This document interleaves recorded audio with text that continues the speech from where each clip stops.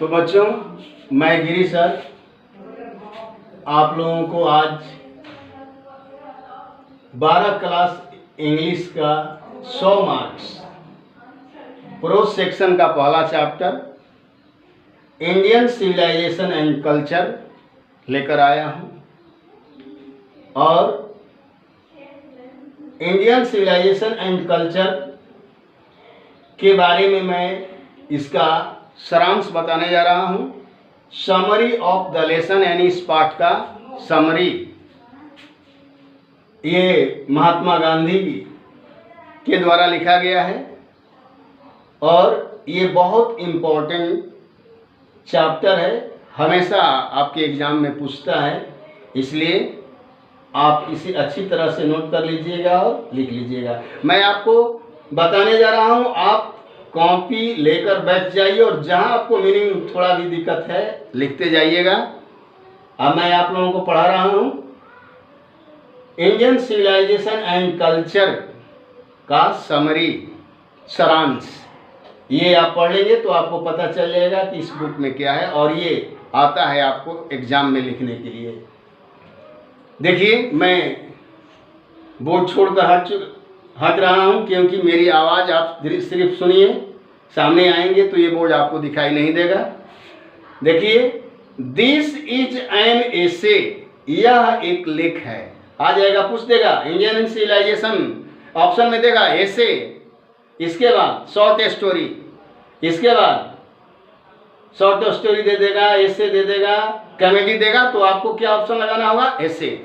तो this is an essay, यह एक लेख है बाई महात्मा गांधी, और महात्मा गांधी के द्वारा लिखा गया है। ही वाज बर्न,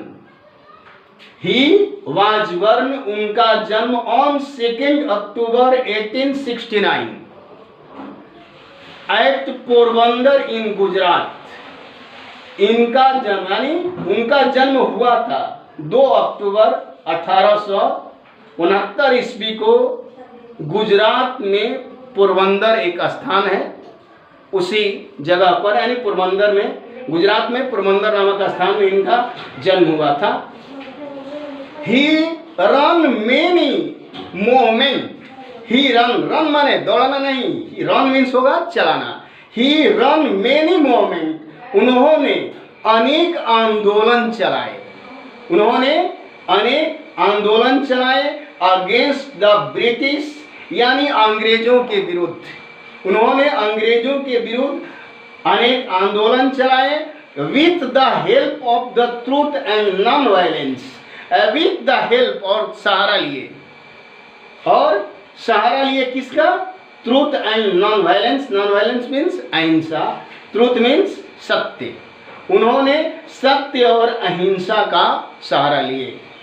आप क्लियर हो गए? He ran many movement against the British with the help of truth and non violence, उन्होंने अनेक आंदोलन चलाए अंग्रेजों के विरुद्ध, और उन्होंने मदद लिया, हेल्प, सहारा लिए किसका? ट्रूथ एंड नॉन वायलेंस, सत्य और अहिंसा। Many experiment, my experiment with truth, ये उनके बुक का नाम है। Is the autobiography, biography means होता है जीवनी, ऑटो मीन्स खुद, यानी खुद की जीवनी उन्होंने लिखा है इसे माई एक्सपेरिमेंट विथ ट्रूथ में, ऑफ महात्मा गांधी, यानी महात्मा गांधी खुद की जीवनी लिखे हैं। अब यहाँ देखिए, अब इन दिस एक्सट्रैक्ट, यानी इस चैप्टर में इंडियन सिविलाइजेशन एंड कल्चर, तो इन दिस एक्सट्रैक्ट यानी इस चैप्टर में महात्मा गांधी हैज शोन, यानी इस चैप्टर में महात्मा गांधी जो है शोन दिखाते हैं, यानी दिखाए, क्या दिखा रहे हैं? दैट कि Indian civilisation is better than western civilisation. ये दिखाते हैं, यही कहते हैं कि हमारी जो भारतीय सभ्यता है, इंडियन सिविलाइजेशन, यानी जो हमारी भारतीय सभ्यता है, इस बेटर, अच्छी है, देन वेस्टर्न सिविलाइजेशन, यानी पश्चिमी सभ्यता से। हमारी जो सभ्यता है, यानी भारत की जो सभ्यता है, वो पश्चिमी सभ्यता से अच्छा है, वेस्टर्न सिविलाइजेशन मीन्स होता है यूरोप की सभ्यता। तो हमारी पश्चिमी सभ्यता से कहीं अच्छा है हमारी इंडियन क्या है सिविलाइजेशन, भारत की सभ्यता। फिर वो कहते हैं ही सेज कहते हैं, वह कहते हैं दैट की our civilisation can not be beaten in the world. हमारी जो सभ्यता है कैनॉट बी बीटेन यानी बीट नहीं हो सकती है, कोई इसे हरा नहीं सकता है इन द वर्ल्ड यानी संसार में। संसार का कोई भी ऐसा देश नहीं है जो हमारी सभ्यता को हरा सकता है यानी बीट हो सकती है संसार की सभ्यताओं में। यानी हमारी सभ्यता है संसार की सबसे ऊंची सभ्यताओं में, उनके कहने का मतलब यही है। फिर लिखते हैं बिकॉज क्योंकि वी आर फ्लोइंग, क्यों हमारी सभ्यता जो है संसार की कोई भी सभ्यता उसे बीट नहीं कर सकती है, क्योंकि बिकॉज क्योंकि वी आर फ्लोइंग हम लोग अनुसरण करते हैं, फ्लो मीन्स अनुसरण करना, वी आर फ्लोइंग हम लोग अनुसरण करते हैं the path that our ancestors made for us, यानी हम लोग अनुसरण करते हैं उस रास्ते को दैट जो आवर एंसेस्टर्स मीन्स पूर्वज, जो हमारे पूर्वजों ने मेड फॉर अस हम लोगों के लिए बनाया है। यानी हमारे पूर्वजों ने जिस रास्ता बनाया है हम लोगों के लिए उस रास्ते पर चलते हैं, यानी हम अपने पूर्वजों के बताए हुए रास्ते पर चलते हैं। हमारे पूर्वजों ने खुद हमारे रास्ता को बताया है और उसी रास्ते को हम अनुसरण करते हैं, ये कहते हैं महात्मा गांधी। फिर कहते हैं गांधी जी से, महात्मा गांधी जी कहते हैं that mind is a restless bird. Important line है, हो सकता है ये लाइन उठाकर आपको पूछ दे और दे सकता है कि ये किस चैप्टर से लिया गया है, याद कीजिएगा, बहुत इंपॉर्टेंट लाइन है। Gandhi ji says that mind is a restless bird, ये लाइन याद रखिएगा।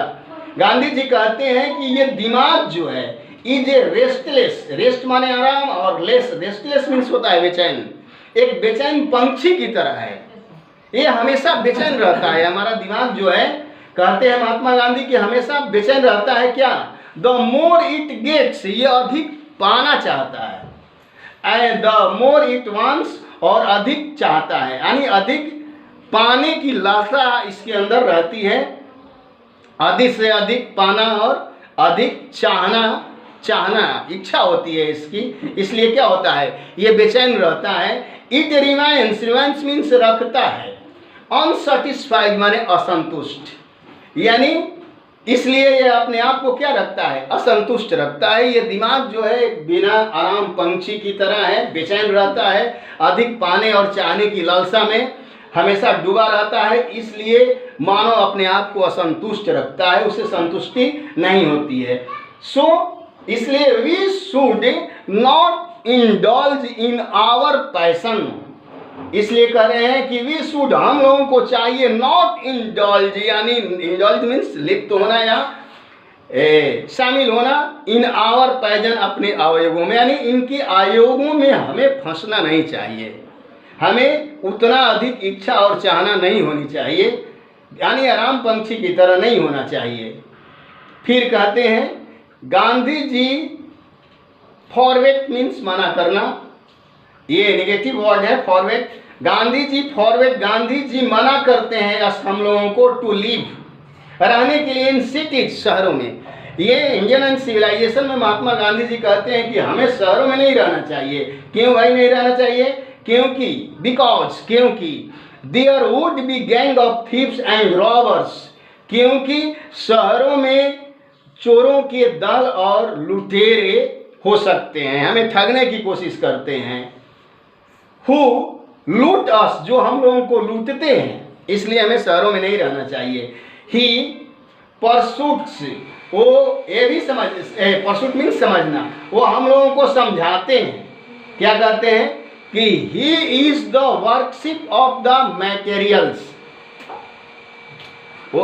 He is the worship of materials that make us lazy, वो हम लोगों को ये भी समझाते हैं कि ये जो वस्तु जो हमें आधुनिक युग में जो हम मशीनों का आविष्कार करते हैं, आजकल मशीनों की जो पूजा है, धात्विक क्या है, वस्तुओं की पूजा है, ये नहीं होनी चाहिए। हमें आज के मॉडर्न युग में मशीनों का आविष्कार नहीं करना चाहिए, दैट मेक अस लेजी, क्योंकि ये हम लोगों को लेजी बना देता है। ये हमारे शरीर को तो लिखते इतना भी लिखे हैं इस चैप्टर में कि हमें पैरालिसिस भी ला सकता है। हम अपने हाथों और शरीर से काम नहीं करेंगे तो एक दिन हमारा अंग जो है बेकार हो जाएगा। इसलिए ये मशीन पर जोर देते हैं कि वस्तु की पूजा है आजकल। ये हम लोगों को क्या करता है, लेजी यानी हमें मशीनों की आविष्कार यानी मशीनों पर ध्यान नहीं देना चाहिए, अपने हाथों और पैरों से कोई कार्य करना चाहिए।